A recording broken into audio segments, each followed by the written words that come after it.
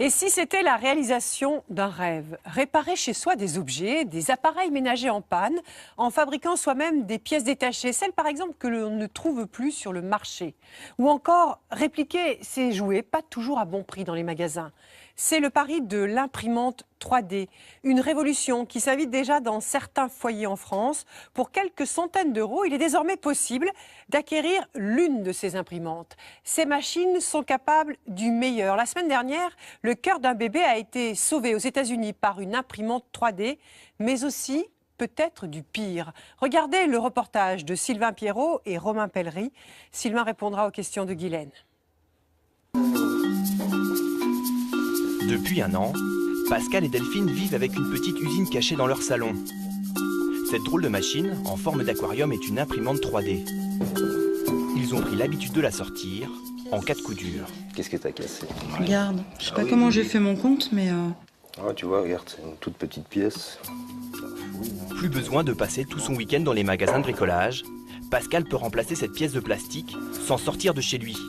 Première étape, trouver le plan de l'objet en 3 dimensions sur un site internet spécialisé. Donc tu vois, regarde, et en fait ça ressemble exactement à ça, hein, non? Télécharger ce fichier informatique est gratuit et ne prend que quelques secondes. Tu as une idée de la couleur avec laquelle tu veux le faire? Bah écoute, moi je te proposerais bien orange, parce que tant qu'à faire, autant personnaliser. Et comme on a le mur orange en face... Ouais, ça fera un rappel. D'accord. Pour fabriquer la pièce, Pascal doit charger une bobine de fil de plastique. Le choix est fait, ce sera orange.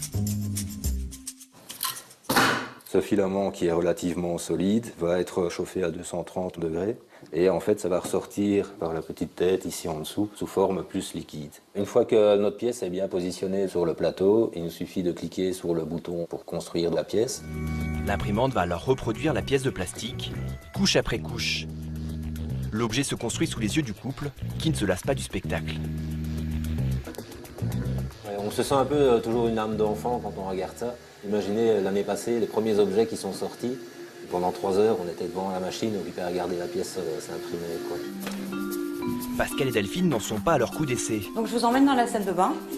C'est tout leur appartement qui a été envahi d'objets imprimés à la maison. J'ai commencé ici avec une petite fourche qui me permet d'accrocher mon sèche-cheveux. Comme ça, mon sèche-cheveux ne traîne pas n'importe où dans la salle de bain. Ici, je me suis imprimé un petit pot pour ranger tout mon cosmétique. Très pratique. Et on avait cassé un anneau de rideau de douche. Donc voilà, on en a remplacé un, imprimé en 3D. Ensuite, je peux vous ramener ici. Donc comme je fais de la couture, un petit objet pratique. Des boîtes à couture, des gadgets pour décorer leur intérieur, ou même des cadeaux pour la famille et les amis. Là, en l'espace d'une année, vous en avez fait combien d'objets à peu près? Honnêtement, je ne les ai pas comptés, mais une bonne soixantaine pour sûr, je pense. Dans le salon, la machine continue d'imprimer la pièce de plastique. Si tout se passe bien, elle sera prête dans une dizaine de minutes. Ces imprimantes 3D sont de moins en moins réservées aux seuls fans de nouvelles technologies. Demain, cela pourrait être vous et moi, car l'imprimante 3D s'apprête à déferler dans nos vies. Cette année, 100 000 machines seront vendues dans le monde, un marché à 1 milliard d'euros qui devrait tripler dans les 5 ans. Une révolution technologique menée par une poignée de start-up indépendantes américaines et aussi françaises. Dans quelle mesure l'impression 3D va-t-elle transformer nos vies? Comment les industriels vont-ils s'adapter à ce nouveau marché? Et quelles sont les conséquences du fait de pouvoir tout imprimer, le meilleur comme le pire? Voyage dans un monde étonnant où le virtuel flirte avec le réel, où en quelques clics, l'idée peut prendre forme, où le futur est déjà entre nos mains.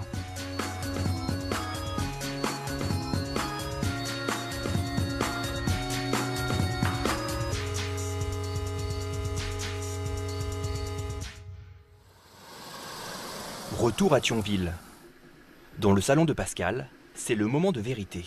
Bon, t'as vu, c'est fini. Yes. On va pouvoir décoller ça. Hop. Pascal semble satisfait du résultat. Oh, c'est pas mal, hein? Grâce à son imprimante 3D, il a le sentiment de s'être inventé une nouvelle manière de consommer. Le gain, principalement, que moi je vois, c'est déjà pour retrouver cette pièce-ci dans le commerce, il faut déjà y arriver. Voilà, je vois pas trop l'intérêt non plus d'aller racheter tout un boîtier complet pour descendre les volets. Mais voilà, la pièce est neuve, il n'y a plus qu'à aller la poser. Pour cette pièce de 2 grammes, l'impression ne lui aura coûté que quelques centimes de matière plastique. Ah bah nickel, parfait. Parfait. À peine la première pièce du jour imprimée, le couple est déjà reparti pour concevoir d'autres objets, comme ce filtre pour leur évier. Jour et nuit, leur nouveau joujou tourne en permanence. C'est jamais vraiment terminé, on a une liste qui s'allonge de jour en jour. On a beau en barrer un, il y en a 10 qui suivent. Mais bon, on va s'y mettre. Hein. On y va. Allez, viens. Pascal et Delphine ont payé leur imprimante 2 700 €. C'est beaucoup d'argent, mais il y a encore 2 ans, acheter un modèle aux performances équivalentes coûtait 3 fois plus cher. À l'époque, ces machines étaient réservées à un usage professionnel, mais plus maintenant. Jamais ces machines et le grand public n'ont donc été aussi proches. Pour beaucoup, cette évolution technologique est une chance. D'autres, en revanche, s'en méfient. Avec ces milliers de fichiers pré-imprimés que l'on trouve facilement sur Internet, elle ouvre le champ à la copie illégale et illimitée. Démonstration avec un des Français qui connaît le mieux ces machines. Bonjour, Marc Foll gère un site d'actualité sur l'impression 3D. vous installez, c'est ici que se trouve ma mini-fabrique avec tout le matériel d'impression. En quelques clics, un constat s'impose. Imprimer des figurines en plastique est un jeu d'enfant, tant les sites spécialisés tiennent du catalogue du Père Noël. Alors vous avez des sites spécialisés pour le téléchargement de fichiers. Alors, on va aller dans l'univers par exemple de Star Wars, pourquoi pas chercher Yoda. Et là on voit qu'il y a plusieurs fichiers directement téléchargeables et ces fichiers vous allez pouvoir les imprimer directement chez vous. Nous téléchargeons le fichier 3D de la célèbre fusée de Tintin, à la fois jouet pour les enfants et objet de déco pour les plus grands. Et 5 heures plus tard, magie de l'impression, elle apparaît sous nos yeux. Nous avons ici la fusée qui est donc finalisée. Là elle est un peu grossière et là donc on va enlever ces éléments de support petit à petit pour laisser apparaître en dessous la fusée complètement finalisée. Alors là il y a un côté quand même magique parce qu'on découvre l'objet qu'on a créé chez soi, un peu comme un œuf surprise où à l'intérieur on va trouver son cadeau. Ne reste qu'un coup de peinture. Les prochains modèles imprimeront directement en couleur. Coût de revient de cette fusée imprimée à la maison, à peine 3 €, le prix de la matière première.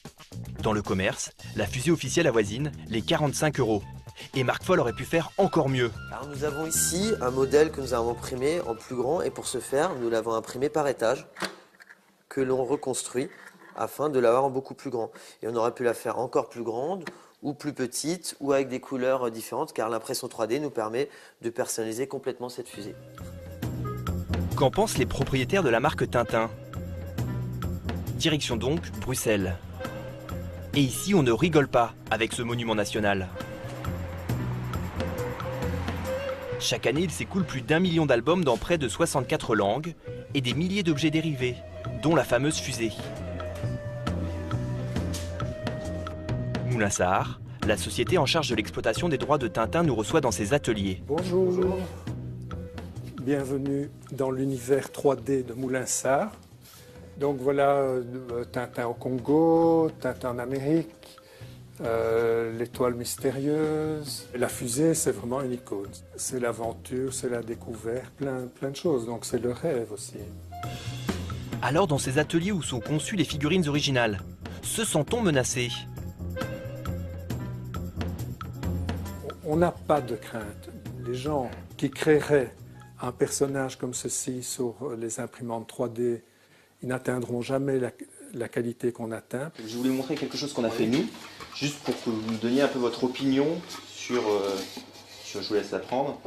Donc ça c'est une fusée qu'on a imprimée assez facilement et qu'on a peinte après. Oui. Mais, proportions sont pas justes. Je peux sourire. Ça c'est aussi naïf que les Tintins qu'on vend sur les marchés africains, qui sont des Tintins taillés dans un bloc de bois avec Tintin qui porte Milou dans ses bras. Enfin, donc c'est très rigolo. C'est aussi rigolo qu'un objet africain. Nos spécialistes de Tintin ne semblent pas impressionnés. Nous montrons le deuxième modèle imprimé. Alors j'en ai une autre à vous montrer. C'était une autre manière de faire avec différentes couches, qui est un peu plus grande, donc on l'a pas encore collé. Hein. Et c'était juste aussi pour avoir votre... Là, ça commence à nous intéresser, on est d'accord. Quoi?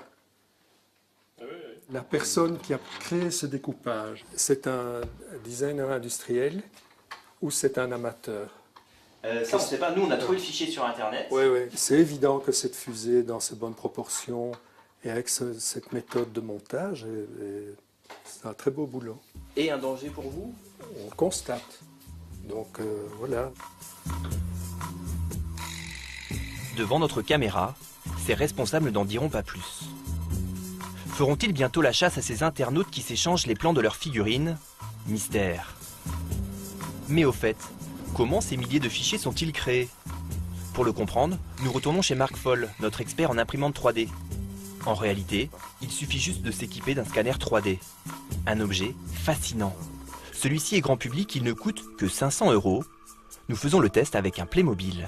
Donc on met notre Playmobil de face et on va lancer le scanner et vous allez voir le laser parcourir le Playmobil.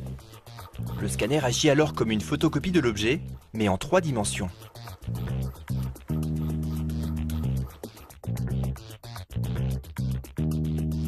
Ça peut représenter un vrai danger pour la marque de pouvoir répliquer directement des personnages de Playmobil chez soi. Il suffira d'en acheter un, de le scanner et ensuite de le répliquer à volonté à la maison. Une copie conforme? Pas si sûr. Notre faux Playmobil n'est pas très mobile. Ses bras ne sont pas articulés. Mais Marc Foll est convaincu que bientôt, des internautes trouveront le moyen de décomposer la célèbre figurine et de donner vie à leur copie. Que pourra faire la marque? Pas grand-chose, selon notre spécialiste. Alors copier chez soi, pour l'instant, il y a un réel vide juridique. Vous pouvez totalement scanner un objet et le copier chez vous. On ne va pas pouvoir vous attaquer. Par contre, vous n'aurez pas le droit de vendre l'objet, parce qu'il est protégé par la propriété intellectuelle. De quoi donner des sueurs froides aux géants du jouet, car les fabricants d'imprimantes 3D veulent conquérir le monde. Leur quartier général se trouve de l'autre côté de l'Atlantique. Aux États-Unis, l'impression 3D fait déjà un peu plus partie du quotidien des Américains. À New York, le numéro 1 mondial des imprimantes grand public, MakerBot, a réussi à faire de ces machines une attraction touristique. Ce touriste suédois est venu spécialement se faire tirer le portrait. C'est cool, c'est vraiment le truc du moment. Je me suis dit qu'il fallait vraiment essayer. Et après avoir été scanné pendant quelques secondes, il va repartir avec son buste, pour 30 $. Se faire imprimer le portrait serait donc le dernier cadeau à la mode à New York. Il y a d'ailleurs un buste qui trône en bonne position dans la boutique. C'est celui d'un homme devenu une star en l'espace de 3 ans, Brie Pettis, le fondateur de MakerBot. Nous avions rencontré Brie Pettis en 2011 dans ses locaux situés dans un vieux garage de Brooklyn. À l'époque, il fallait faire preuve de pas mal d'imagination pour croire au potentiel de ces machines au look un peu archaïque. Mais lui, il y croyait déjà. Quand vous commencez à fabriquer par vous-même, c'est un bouleversement. Je ne pense pas qu'on va enterrer l'industrie traditionnelle dans les 5 ans à venir, mais laissez-nous juste un peu de temps. L'histoire de Brie Pettis a tous les ingrédients d'une success story à l'américaine. Son entreprise en plein développement a emménagé dans des bureaux de 3000 m². Et cette fois, nous devrons négocier de longues heures pour accéder au gourou de l'imprimante 3D. Brie Pettis est aujourd'hui beaucoup plus que le simple passionné d'informatique que nous avions rencontré il y a 3 ans. Si je suis une superstar, j'espère que c'est pour inspirer les gens, changer le monde, avoir de l'impact. Les gens me parlent du futur, mais le futur, ce n'est pas quelque chose de très éloigné de nous, une sorte d'utopie comme ça. Non, vous pouvez vivre dans le futur, dès maintenant. Brie Pettis a de quoi envisager l'avenir avec sérénité. L'été dernier, il a revendu son entreprise pour 400 millions $. Une fortune qui ne l'a pas poussé à revoir ses ambitions à la baisse pour les imprimantes qu'il a inventées. Bien au contraire, Brie Pettis se voit comme un révolutionnaire. C'est vous qui avez le choix.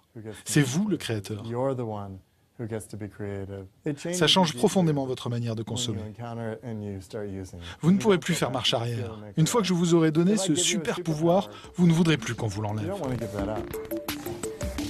Créer ce que l'on veut quand on veut, l'idée est séduisante. Mais le problème avec les super pouvoirs, c'est que certains peuvent en abuser. L'an passé, pour la première fois, une arme à feu 100% en plastique a été imprimée. Son nom, le Liberator. Le cauchemar des autorités américaines car indétectable dans les portiques d'aéroports. Le créateur de cette arme fantôme, un jeune homme de 26 ans, Cody Wilson. En mai 2013, cet étudiant en droit originaire du Texas met sur Internet le fichier de l'arme qu'il a inventé. Les autorités tentent de le stopper, mais trop tard.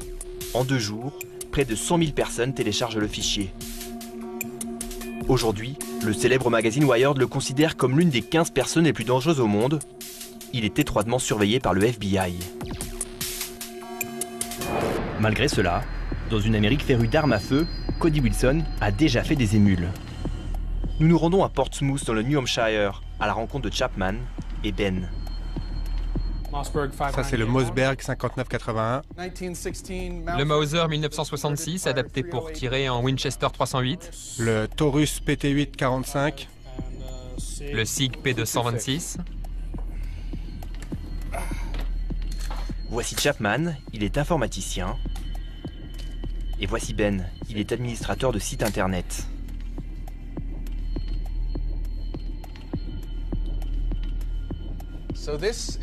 C'est mon quartier général ici, avec mes 2 ordinateurs les plus puissants. Le Liberator, un fichier avec une grenade. Ah, je sais pas ce que c'est ça. N'importe qui peut le télécharger ? N'importe qui avec une petite connaissance d'Internet, oui. On peut voir ici la poignée, le percuteur, la gâchette, le barillet. Il n'y a pas de manuel de montage. J'ai dû deviner, mais en fait, c'est très simple. Chapman avait lancé l'impression du Liberator avant notre arrivée. Sur son imprimante, un peu artisanale, le processus a duré pas moins de 27 heures. Mais apparemment, ça a marché. J'ai l'impression que c'est fini. La pièce centrale semble être complète. C'est une arme de calibre de 9 mm. Et Ben, j'ai toutes les pièces du Liberator. Comme avec de simples Lego, il ne lui reste plus qu'à assembler les différentes pièces pour former une arme mortelle. J'ai toujours considéré les armes à feu comme des outils. Les outils n'ont pas d'intention. Ça n'incarne ni le bien ni le mal. Cela dépend de la façon dont on s'en sert. C'est ma philosophie.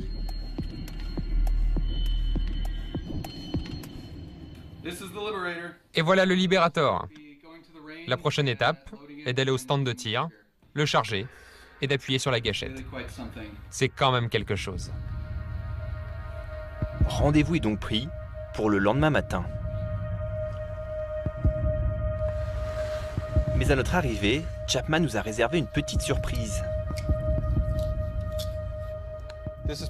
Voici la pièce centrale d'un fusil d'assaut AR-15. Je l'ai imprimé cette nuit. Si je l'avais acheté dans un magasin, cette pièce aurait eu un numéro de série et il m'aurait demandé mon casier judiciaire. C'est donc une pièce essentielle, la seule que contrôlent les autorités américaines. En l'imprimant lui-même, plus de numéro de série sur l'arme, il devient invisible aux yeux de l'administration. Pour assembler un fusil d'assaut entier, il suffit ensuite de commander les pièces complémentaires sur Internet, et pour cela, aucun permis n'est nécessaire. Quand on leur demande si cela ne va pas trop loin, les 2 amis ne voient pas vraiment le problème.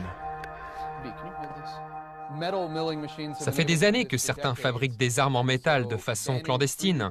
Alors les interdire parce que c'est sorti d'une imprimante 3D, c'est juste idiot. C'est une mauvaise façon de faire de la politique. C'est réactionnaire et rétrograde. Résultat, une arme de guerre, inconnue des autorités et complètement intraçable.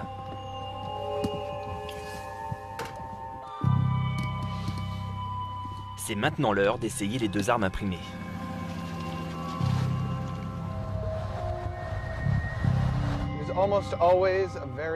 C'est toujours cool d'aller au stand de tir. Bien qu'étant un habitué des lieux, Chapman a pris ses précautions et choisi un stand de tir à l'écart de la foule pour ne pas trop attirer l'attention. Il commence avec le Liberator, la petite arme 100% en plastique. Chapman n'est pas trop rassuré, le pistolet reste un prototype qui ne tire qu'une seule balle à la fois et dont la fiabilité est plus qu'hasardeuse. Premier essai.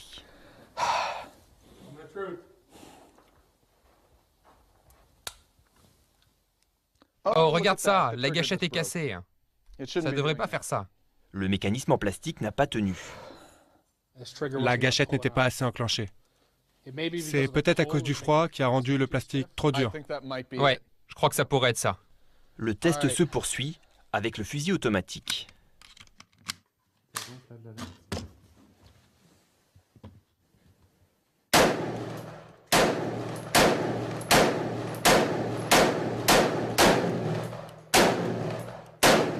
Le chargeur de 30 balles est vidé en quelques secondes. Je pense que le chargeur est vide. Je me sens bien maintenant. Je suis content de voir comment ça a marché. Je pense déjà aux petites modifications que je pourrais y apporter, comme imprimer une nouvelle crosse.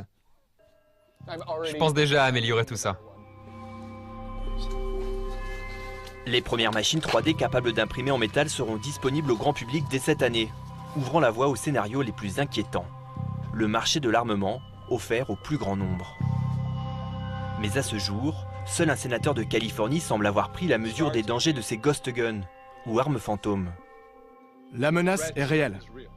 Je vais proposer une loi pour interdire la vente, la fabrication, l'achat et la revente des armes en plastique et celles qui sont auto-assemblées, appelées aussi armes fantômes.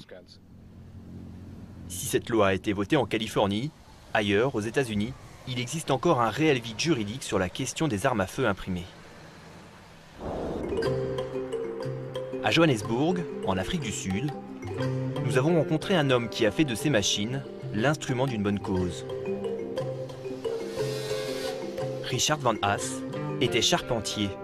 Et pour lui, tout a commencé par un tragique accident de travail un jour de mai 2011, lorsqu'il perd 4 doigts en découpant des planches de bois. Quand quelque chose de mal vous arrive, soit vous vous enfoncez, soit vous faites quelque chose de bien. Je suis allé voir un prothésiste pour me faire remplacer mes doigts, et les coûts étaient tellement astronomiques que j'ai décidé de fabriquer ma propre prothèse. Lui qui n'y connaissait rien ni en médecine ni en mécanique a cherché pendant des mois le meilleur modèle possible. Alors voici par quoi j'ai commencé. C'est le RoboFinger. J'ai perdu 2 phalanges sur ce doigt et j'avais besoin de faire ce mouvement. Et c'est donc la pièce que j'ai conçue pour effectuer ce geste. Et Richard s'est dit qu'au lieu de faire des doigts, pourquoi ne pas concevoir des mains entières? Avec un ami, il met au point la première main robot pour un enfant handicapé, au moment même où les imprimantes 3D se démocratisent. Une aubaine. Devant le flot de réactions positives, il décide de tout lâcher et de se lancer dans la production de ses mains robots, bénévolement. Voici RoboHand. C'est ici que j'ai mis mes imprimantes. J'en ai 2 pour l'instant. Richard assemble jusqu'à 6 mains par semaine. Là, vous avez un doigt, un pouce et une phalange. Il suffit juste de copier et coller pour en faire le nombre de doigts nécessaires. Et ce qu'on voit à l'écran, c'est ce que la machine imprime.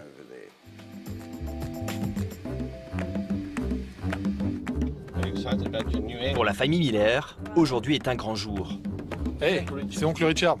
Leur fils, Thomas, 7 ans, n'a qu'une seule main depuis sa naissance et il s'apprête à recevoir sa main robot. Ce qu'on va faire, c'est terminer la main de votre fils, installer les dernières pièces de son bras, les fixer, et ça devrait être bon. Alors les amis, voici la nouvelle main. Waouh, elle est très jolie. Le principe de la main robot est très simple. 16 pièces de plastique imprimées, puis assemblées qui forment une prothèse entièrement articulée. Chaque fil conduit un doigt, et en repliant le coude, tous les doigts vont se fermer. Quand vous regardez, c'est juste hallucinant. Ça paraît simple quand vous voyez le matériel, mais quand vous savez ce que ça va changer pour Thomas, c'est incroyable. Petit problème. La main robot ne semble pas bien adaptée au bras de Thomas. Elle le serre un peu trop.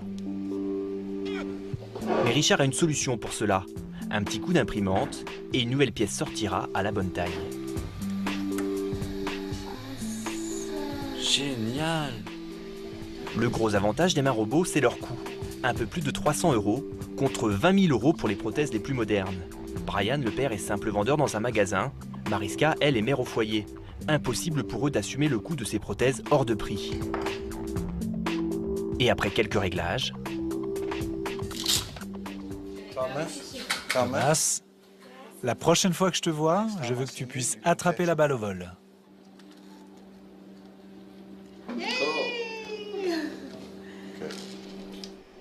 Et quand Richard n'accueille pas les familles sud-africaines, c'est du monde entier qu'il reçoit des commandes.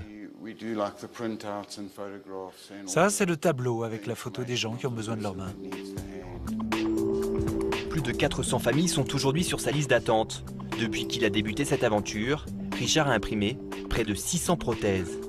Mais il a surtout mis en ligne gratuitement le fichier de sa main robot, permettant à n'importe qui dans le monde d'imprimer cette invention. Elle a déjà été téléchargée plus de 40 000 fois. Salut mon pote, profite de ta main.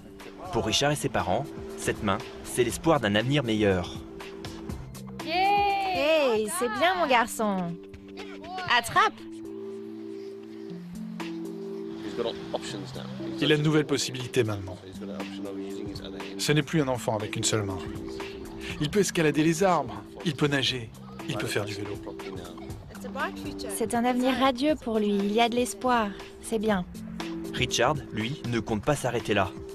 Aux dernières nouvelles, il envisage de se rendre en Syrie pour imprimer des prothèses de jambes en plastique pour les victimes de guerre. Sylvain, avec ce dernier exemple, on entrevoit la révolution de l'imprimante 3D dans le domaine de la prothèse. Alors, quels sont les secteurs de la médecine où son apport risque d'être très prometteur? Alors là, on a vu des prothèses, mais il y a également tout ce qu'on appelle les bio-imprimantes. Alors le principe, c'est le suivant. À la place des bobines de plastique qu'on a pu voir dans le film, là, ce sont des cellules souches embryonnaires qui seront placées à l'intérieur pour créer des structures organiques. Et aujourd'hui, on est seulement capable de pouvoir créer des tissus humains qui durent entre 20 et 30 jours. Mais demain, on pense qu'on sera capable de fabriquer un foie, un rein ou même un cœur. Un organe ? Même un cœur, oui, d'ici 10 à 15 ans. Alors 2 700 €, c'est le prix payé par ce couple qu'on voit dans votre reportage pour acheter une imprimante 3D et la voir à la maison. C'est encore un peu prohibitif. Est-ce qu'on peut en trouver des moins chers? Alors aujourd'hui, on peut en trouver à partir de 800 €, mais à ce prix-là, on va simplement imprimer des choses assez basiques. Il faut compter à peu près 2 000 € pour pouvoir imprimer des objets de meilleure qualité, mais il faut savoir que chaque semaine, de nouveaux modèles sortent qui seront capables d'imprimer à différentes couleurs et différentes matières en même temps. Et alors, est-ce qu'il faut, pour utiliser une imprimante 3D, forcément l'acheter? Alors aujourd'hui, il y a des lieux maintenant qui sont dédiés aux imprimantes 3D. C'est le cas par exemple de La Poste, qui a expérimenté en région parisienne dans 3 bureaux un service d'impression 3D. On s'y est rendu et on s'est rendu compte que le public était assez réceptif et qu'il y avait pas mal de monde qui était intéressé. Et il y a également les Fab Labs. Alors littéralement, qu'est-ce que c'est Fab Lab? Littéralement, ce sont les les laboratoires. Oui, voilà, les laboratoires de fabrication. Et ils sont ouverts à tous, ouverts au public, et on peut venir y fabriquer l'objet qu'on veut. Et il commence à y en avoir un peu partout en France. Merci beaucoup Sylvain pour ces informations complémentaires.